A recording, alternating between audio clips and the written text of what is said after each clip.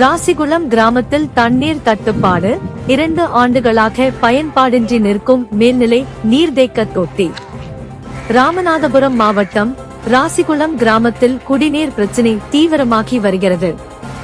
கிராம மக்களின் அடிப்படை தேவையான குடிநீர் வசதிக்காக அரசு நிதியுடன் மேல்நிலை நீர்தேக்க தொட்டி அமைக்கப்பட்டு 2 ஆண்டுகள் கடந்தும் இதுவரை ஒரு சொட்டு தண்ணீர் கூட வழங்கப்படாததால் மக்கள் கடும் அவதியடைந்து வருகின்றனர்.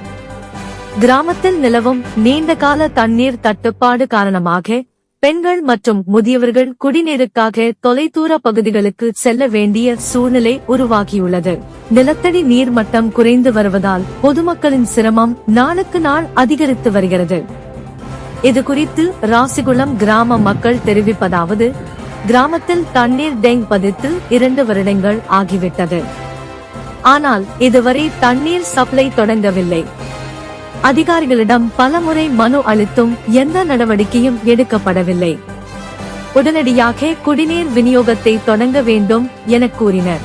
எனவே சம்பந்தப்பட்ட துறை அதிகாரிகள் உடனடியாக ஆய்வு மேற்கொண்டு பயன்பாடின்றி நிற்கும் மேல்நிலை நீர்தேக்க தொட்டியை செயல்பாட்டுக்கு கொண்டு வந்து ராசிகுளம் கிராம மக்களின் நீண்ட நாள் குடிநீர் பிரச்சினைக்கு நிரந்தர தீர்வு காண வேண்டும் என பொதுமக்கள் வலியுறுத்தியுள்ளனர்.